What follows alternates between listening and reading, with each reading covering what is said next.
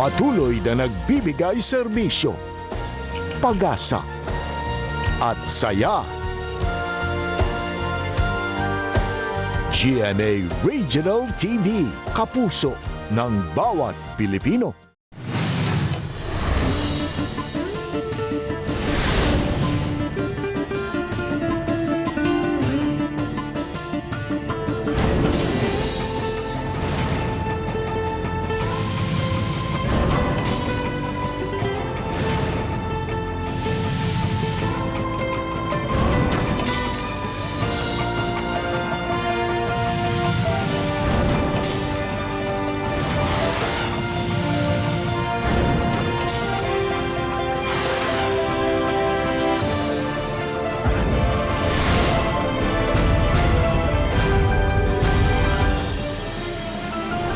Ang GMA Regional TV Balitang Bisdak.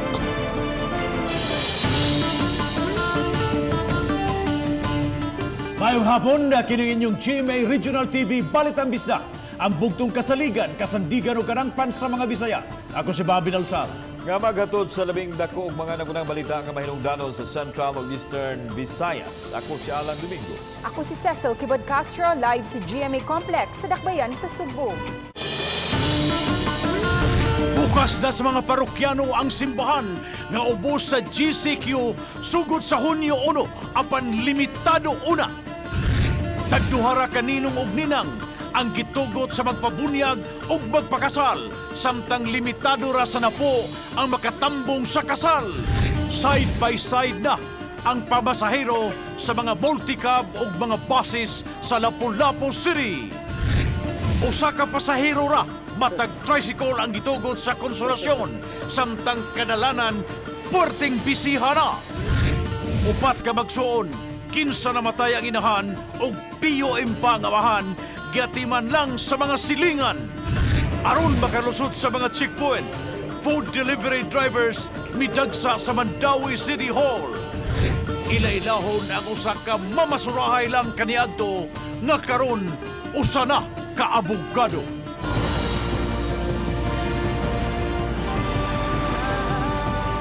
Kini ang GMA Regional TV Balitang Bisdak.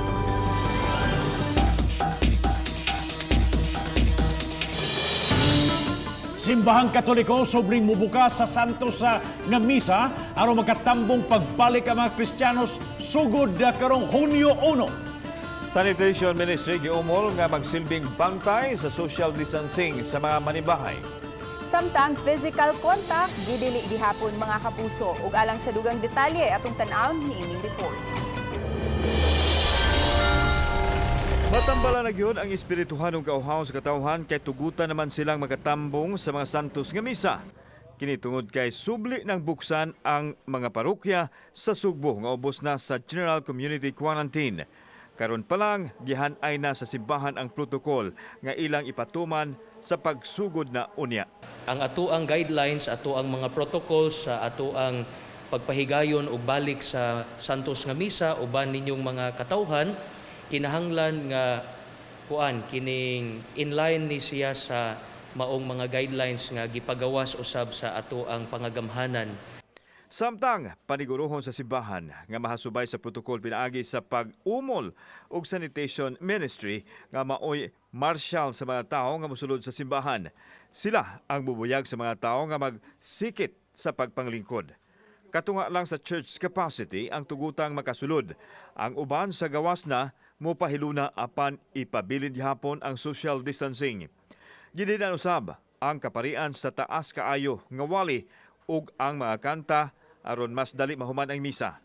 Walay physical contact sama sa pag-amin sa pari.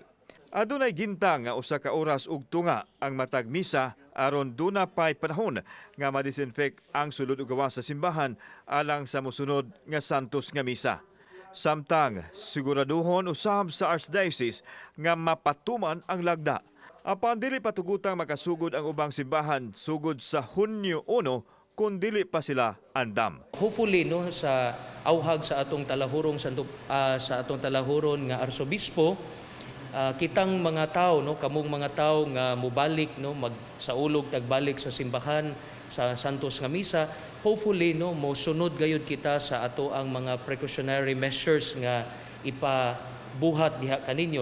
Gipahibaw usab ni Father Johnson nga may upat ka adlaw na nga anticipated mass sugod sa Miyerkules hangtod sa Sabado nga magsugod sa alas 4 sa hapon.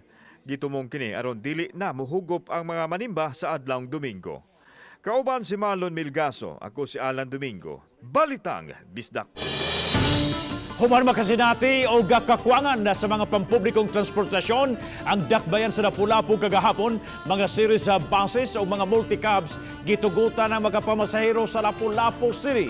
Si Luan Mirondina sa report. Mas daghan na ang mga pampublikong sakyanan nga namasahero sa Lapu-Lapu City karong adlaw. Gani sa paglibot sa RTV Balitang Bisdak, mabantayang wala na mga pasaherong naghuwat og dugay sa kadalanan. Daghan na usab ang mga multicab nga nanagan. Salamat tayo mga kabalik tayo magbiyahe ma'am, bisa lang kinang inanay nga pamagi ma'am, kaya para lang puntawan ma'am, naamaguming ipambuhi tawon sa pamilya guntawan ma'am. Og isip pagtuman sa social distancing, gibutangan og mga plastic barriers ang mga lingkuranan. Og kay menos raman ang makasakay, uyon ra usab hinuon ang pipila sa mga pasahero nga 11 pesos na ang plitihan. Okay ra miyan naman eh. Okay ra. Atas makatabang ba sa kuan po driver. Nagsugod na usab og operate ang series bus karong adlaw. Sama sa multicab, 11 pesos usab ang minimum mga plitihan. Hinuon matod sa mga driver, nagdawatan man sila og sweldo. Pernero pa man mo ya, pagay pasahero ba? Ya, pasahero say gamay say wa.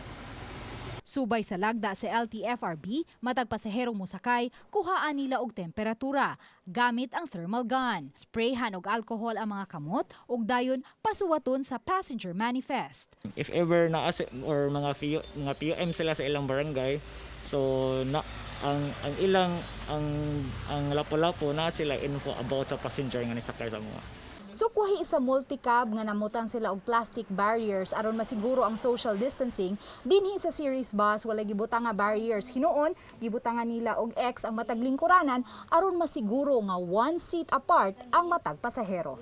12 ka mga series bus ang nagdagan karon sa dakbayan sa Lapu-Lapu ug matag 20 minutos ang interval sa biyahe. Samtang padayon usab ang pagpamasahero sa mga modernized jeepneys sa dakbayan sa Lapu-Lapu.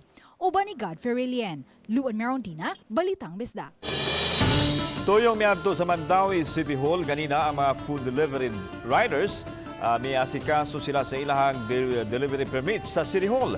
Nag-andam sa mga papilis ug pagbayad sa balay ronon. Ang permit gikinahanglan aron maoy ilang ipakita sa magic point sa otoridad sa kadalanan. Gidasig unta sa syudad ang online nga application ug payment sa papilis aron dili na kinahanglan ang personal contact. Delivery permit man para sa kanang mga goods ba, mga pagkaon ya, para makalapos ko na may border. Naapod. Oh, naa.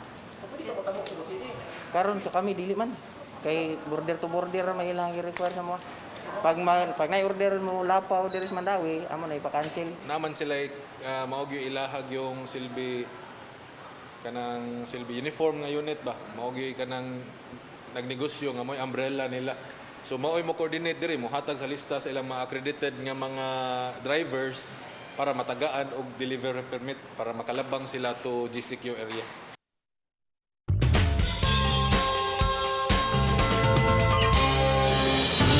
Tiguwag gansang balay hapit na matumpag, nahatagan og mas tarong nga kapuy-an. Nahimo kini pinaagi sa #SpreadKindness sa pipila ka mga netizens. Si Lian Singkulan sa report.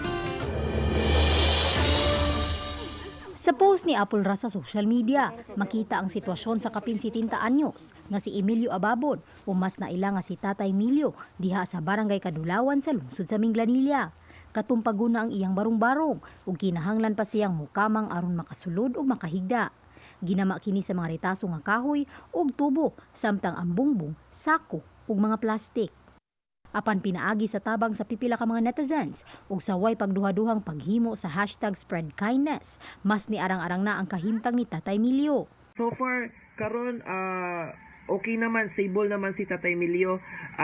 Naa naman nga nitabang sa iyaha, naa na po yung mga tawag ani nanapoy mga ni donate. Nagbayanihan sila aron makapatukod og gamay nga Pinoy-anan alang sa maong senior citizen. Ang Pinoy-anan nga hapit na matumpag kaniadto, nindot na og atop og bungbong. Ug kun kaniadto, kinahanglan pang mukamang aron makasulod. Karon hawa na og dakog kapahuwayan nga tarong. Ni-message lang sila nako that night nga voluntary wa sila ibayad, di sila magpabayad. Mutabang sila pagtukod sa balay ni Tatay Melio. Kani sila mga uban ni construction workers nga wa na pud trabaho ba, nakatambay lang pud niya. Ganahan lang pud sila mutabang. Ug syempre, tungod kay gawa sa bagong Pinoy-anan, may groceries pang nadawat ang maong tiguang. Hasta ang pagpa-check up niini, gumikan sa mga sakit-sakit nga gipamati, gitubag usab sa pipila ka mga maayong tao. Amo pong paningkamutan, ma'am, nga masustain na mo ang weekly or monthly na maintenance ni tatay og vitamins para sa iyahang lawas o sa iyahang tambal pod para sa iyahang tuhod o sa iyang tiil. Ilabi na sa papacheck up nato sa iyahang tawag ani iyahang kondisyon sa lawas. Pamatuod lang kini mga kapuso nga sa kaluoy nga mabati sa ato mga kasing-kasing, makapausab gayud og usa ka kinabuhi. Og ning panahon sa krisis karon, di unta nato hikalimtan ang pagtabang nga way pagduha-duha. Lian Singkulan, Balitang Bisdak. Sa panahon nga halos tanan, anaa silang sagsagsa ka mga panimay, paglikay sa coronavirus disease, anay usak sa ubang mga maggamit ni aron na madugangan ang ilang kahibaw pinagi sa online courses. Ang Technical Education and Skills Development Authority kon TESDA palambo sa ilang online program tungod nining new normal. Anang report ni P. Maridumamo. Kini si Carmel Claire Estenzo. Kaysa yung makakompleto siyang work from home, gigamit ang iyang free time nga madugangan ang iyang kahibalo. Pinagi sa pag-avail sa mga online courses. Gani nakalima na siya ka mga certificate o patniini ang gikan sa TESDA. Venture into online classes aside sa fact nga need kong break usahay sa ako ang work, sa ako ang routine sa church. Learning never stops. Sa talaan sa TESDA, sukad pagsugod sa community quarantine yadtong tunga sa Marso hangtod karon, dulaan 83,000 na ang ni-avail sa mga online program. Mato ni Engineer Wilkie Roma nga 2013 pa lang gisugda na ang mga online qualification sa TESDA. Apan tungod sa hitabo karon dala sa COVID-19, nakita nila nga mas nisaka ang mga ni-avail niini. Adunay 68 ka mga online program ang gi-offer sa TESDA. Purely online ra gid siya. But TESDA is also looking at mainly on blended programs. Meaning to say, doon na siya face-to-face, doon na po siya online. For now, ang atong trust sa TESDA is on agriculture, one, because of food security. Second, we're looking at health services. Tungod ani nga pandemic. Taas gud kaayo ang kuan kay 82,000 gud siya, 977 for this period lang nga nag-execute. Dogang ni Roma nga sa new normal usa kini karon sa ilang gipalambo nga uban sa mga makatunan nga skills mamahimo na nga online usab. Gipaabot na lang nila ang Department of Information and Communications Technology alang sa internet connection ug sa mga lugar diin mamahimong makagamit sa teknolohiya ang mga kabus nga gustong mo-avail sa online programs sa TESDA. Uban ni Cleofer Lumayag, ako si Famary Dumabok, Balitang Bisdak.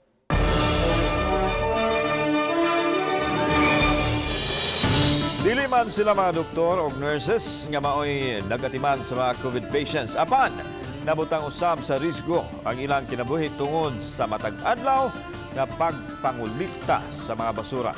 Ano ang RTV Presents ni Luan May Rundina. Dinhi sa Material Recovery Facility sa Dakbayan sa Lapu-Lapu, gibahig ang mga nakolektang basura aron matarong ang paghipos niini ug dili makahatag og hulga sa kalikupan. Usa sa mga nagtrabaho dinhi si Vicente Igot. Matud niya, dili lalim ang magtrabaho dinhi. Gawa sa grabing kabaho, risgo usab nga mataptan sa unsa mang matag sa sakit. Kalakayan mga kuyawan kita kay kagom gini atong atubang. Usa siya sa mga kawani sa MRF nga may responde sa barangay Babag human mabantayi ang gilabay nga mga ginamit nga mga syringe, test tubes ug ubang mga hospital waste. Sila ang nanghipos sa wa pa kinidad ang adto sa Pasi kon pollution abatement specialist. Risgo biya in town pod sa mong pamilya pero kay dili man pwede nga di ta man lihok kay we are in a garbage collection man. So naatay panggabi pod taon ato ang mga garbage collector nasa dito, nikahuman dito nila, mao na mo arena sa MRF for sorting na ta. Aminado ang taga-MRF nga dili sila hitsa sa protective equipment. Busa maniguro na lang sila sa paglimpyo sa ilang kaugalingon matag human sa trabaho ug mohimog mga pamaagi nga mahimsog ang ilang panglawas. Dili man sila mga doktor o mga nurses nga muatiman sa mga COVID-19 patients, apan sama usab sila sa mga frontliners nga kanunay nagbutang sa risgo sa ilang kinabuhi pinaagi sa pagkolekta sa mga basura aron lang kitang tanan maserbisyuhan.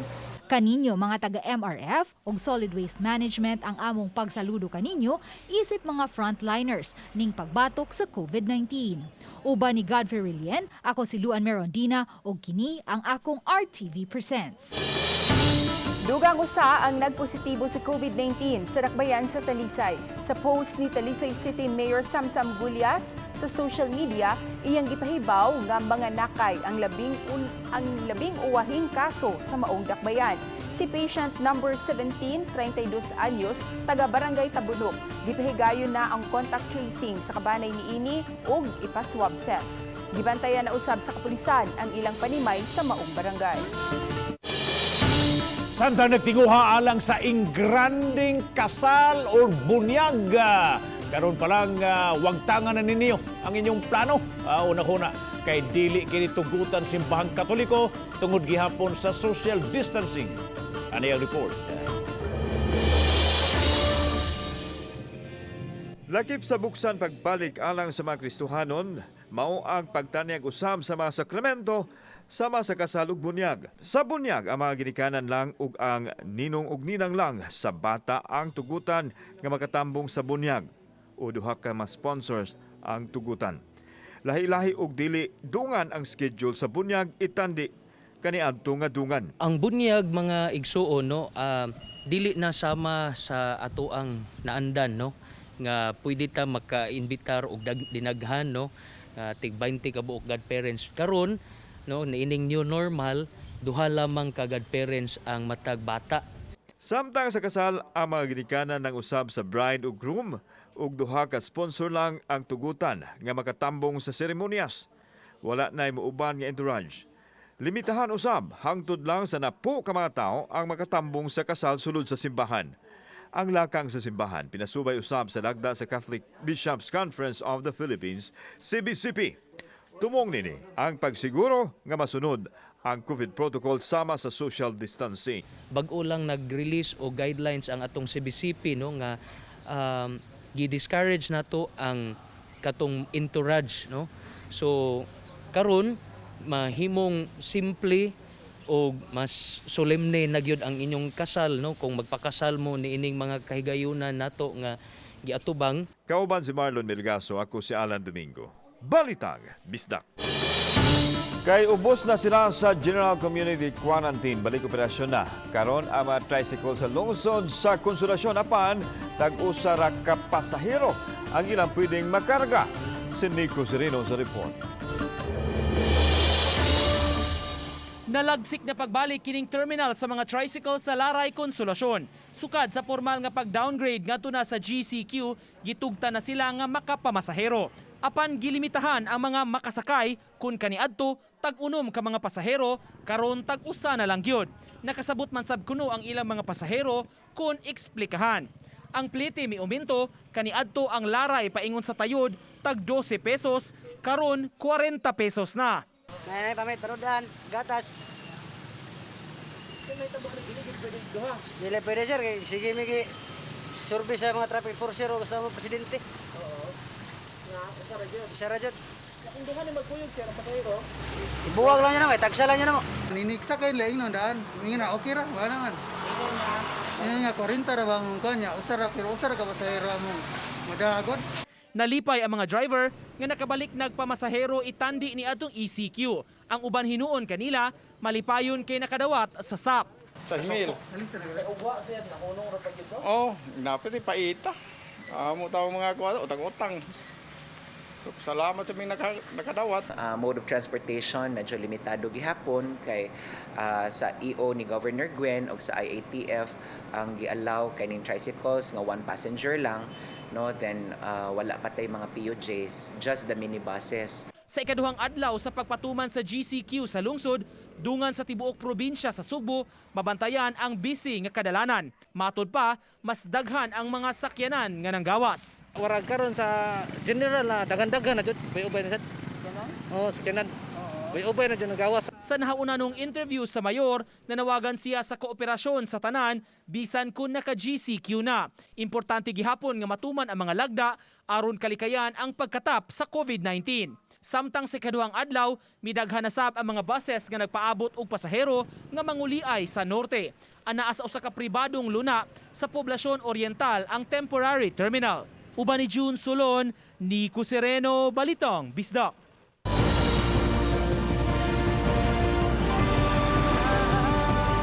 Kini ang GMA Regional TV Balitang Bisdak.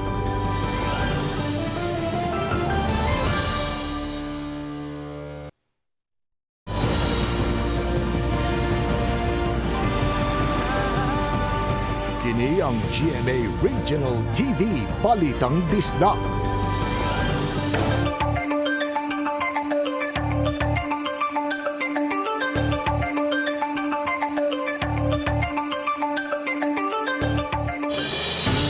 Upat ka magasuon na kansang inahan bag-o lang namatay samtang ang mahan giobserbahan usab tungod kay person under monitoring kon PUM giatiman na lang karon sa ilang mga silingan sa barangay Tunghaan sa lungsod sa Minglanilla. Adunay live update nining maong report si Lian Singkulan. Lian.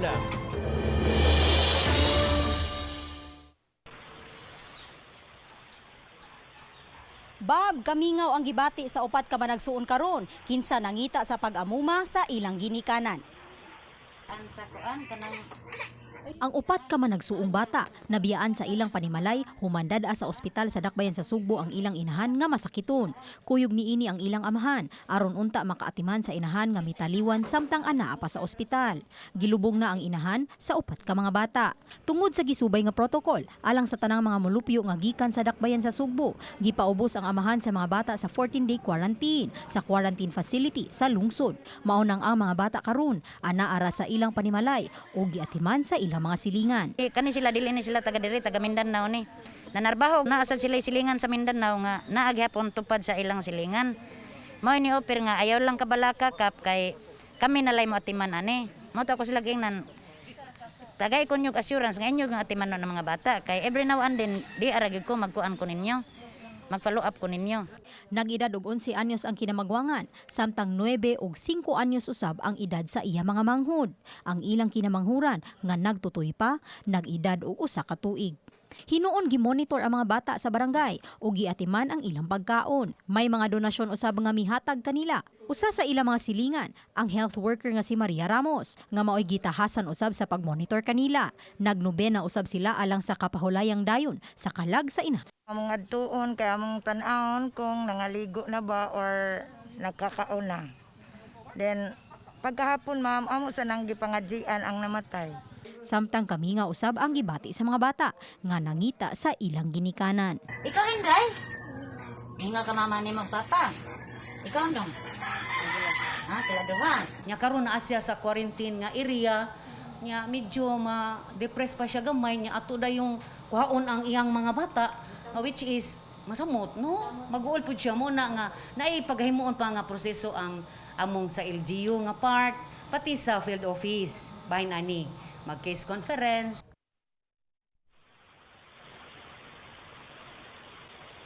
Samtang Bob, gikatakdang mahuman sa iyang 14-day quarantine ang amahan, karong Mayo 26. Bob?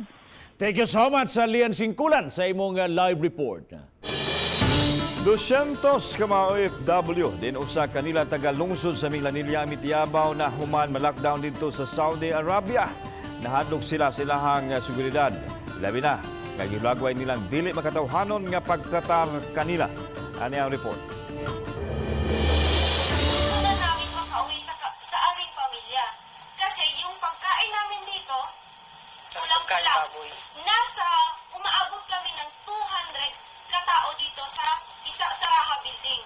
Sila mga OFW nga na-lockdown sa Riyadh, Saudi Arabia nga nangamuyo nga maaksyonan sa gobyerno ang ilang kahimtang. Sa video, dayag kaayo ang ilang kahadlok tungod sa giingong pagpig-ut kanila o gibaharan sa ilang amo nga ibalhin sa laing accommodation kung musumbong. Hindi ko po pwedeng ilabas yung cellphone kasi makikita po nila yung cellphone pero may dalawa pong Arabo doon. Pinaalis po kami, hindi po namin alam kung saan kami dadalhin. 200 sila kabuok nga nahumana ang kontrata apan wa makapauli gumikan sa lockdown subay usab sa nasinating COVID-19 crisis. Usa kanila ang 22 anyos nga si Tisalonica Tijano nga niadtong Marso pa unta makapauli.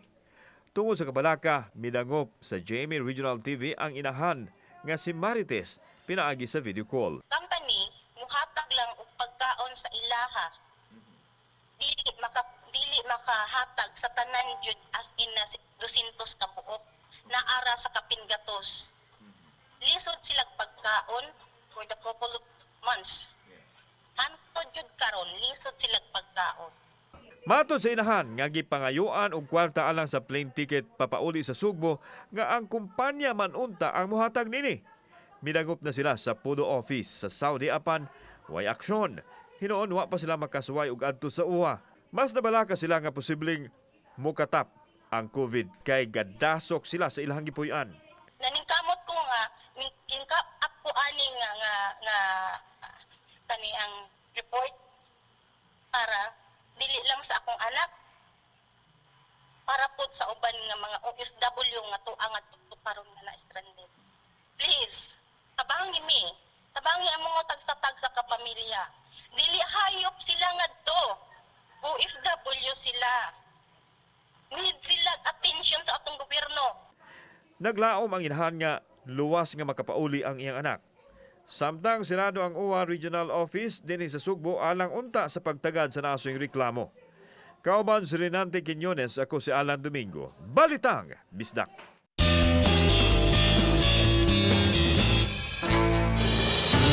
Tungod sa COVID-19, waog tuo ang giatubang nga mga problema sa halos tanan. Apan tambag sa usa ka kanhi mamasurahay ug street dweller nga karon usa na ka abogado. Dili gayud angayang mawad-an og paglaom ug uban sa pagampo ug kakugi mulampos sa gayud ang paningkamot. Si Femery Dumabok sa report. Kini si Attorney Agas Suralta, usa sa 2,103 sa 2019 bar passers. Kinsa malampuson nga kawani sa usa ka bangko ug malipayon uban siyang asawa ug usa ka anak. Apan sa wa pa makabot ang kalampusan, sila sa iyang pamilya nagpuyo lang daplin sa daan sa San Isidro sa Leyte. Sa edad nga 7 anyos, namatay niyang amahan. Sa dihang nag-9 anyos siya, napektuhan ang pangisip sa iyang inahan tungod sa suliran. Sa linghod nga panuigon, damgo na niyang mamahimong usa ka abogado.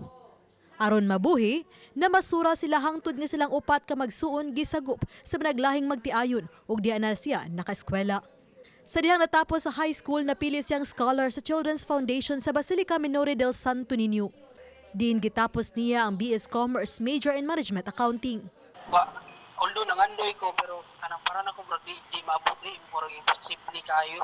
Magunahon na ko nga kanang sa una naramisa kanang kalsada niya maghigdar mi daramisa simento panigrami kanang kuan karton.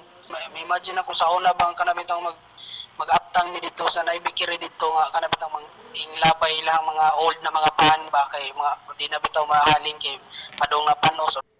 Napahuman niya ang kamanghurang igsuon ug mipadayon siyang pagtungha sa bugasya. Napatambala na iyang inahan ug naulian na apan ni panaw sa niaging tuig samtang padayon siyang nag-review sa bar. Nawada nun ta siya og kadasig apan nakaamgo ug naningkamot og balik. Hugot nga pag-ampog debosyon sa balaang bata hangtod nga nakabot niya ang iyang damgo.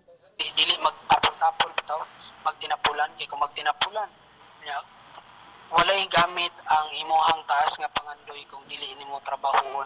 Uban ni Cleofer Lumayag. Ako si Femery Dumabok. Balitang Bisdak. Unom ang nagpositibo sa gipaubos sa swab test sa 112 ka mga tao nga nagpositibo sa first sa batch sa gipahigayon nga strategical rapid test sa Dakbayan sa Lapu-Lapu. 5 kanila ang taga-sitio Santa Maria, Barangay Pusok, samtang ang usa taga-sitio Firing Range sa Mogihapon nga barangay. Ang 80 mga asymptomatic ang Dakbayan sa Lapu-Lapu nakakuha og 163% sa target nga gidaghanon sa mga tao nga napaubos sa rapid test. Napuna na sab ang mga kumpirmadong kaso sa COVID sa Mandawi City Jail. Sa labing umahing abiso sa syudad, dugang sa 66 ka mga kaso ang natala sa prisuhan. Musubada na tanan sa 172 ka mga inmates ug usa ka BJMP personnel ang nadaptan sa mga sakit. Gipasalig sa Dakbayan, gitutukan ang ilang kondisyon apan kadaghanan kanila mga asymptomatic. Giandam na sa syudad ang bagong facility isip isolation area sa mga PDL o persons deprived of liberty. Sa kinalibukan, 199 na ka mga kaso sa Mandawi. May 7 ka mga recoveries ug 3 ang namatay.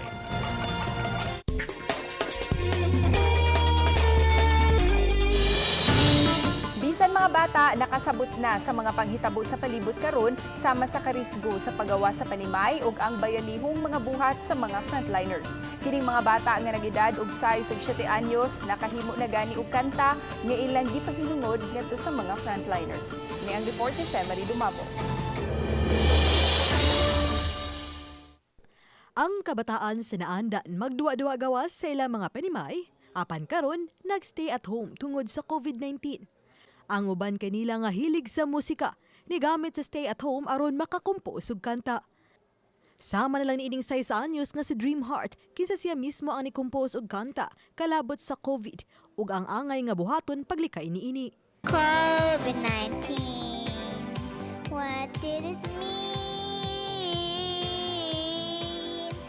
It is a virus that can kill you in a tea. Stay home, keep safe, play and pray. She can send a message to the other people, especially the kids, what to do during this quarantine period. O kiniusab si Kyla Sasan ang mitagik og kanta pahinungod sa mga frontliners. Thank you for the protection you gave us and then our life. We love you, you keep us long. Ug ang nag-trending nga kanta ni Mary Anthony Ayesha sa iyang version sa Heal Our Land nga miani og 748 ka shares, 78,000 ka views ug dulaan sa 5,000 ka mga reactions. Frontliners, this song is for you. Hear us, O Lord, and hear our hands. Forgive our sins and heal our broken lives. Uban ni Cleofer Lumayag, ako si Femery Dumabok, Balitang Bisdak. Daghang salamat sa mga kapuso nato apil lang na sa gawas sa nasod nga nagisayon sa mga dagko o mga nagunang balita sa rehiyon. Ako si Alan Domingo. Ugi ka namong tanan dinhi sa Central ug Eastern Visayas. Ako si Cecil Kibod Castro. Ang inyong balita nga among balita tungod kay matag lokal nga balita mahinungdanon. Kini ang inyong GMA Regional TV Balitang Bisdak. Buong puso para sa Pilipino. Ako si Bobby Nelsaro. Maayong hapon mga kapuso.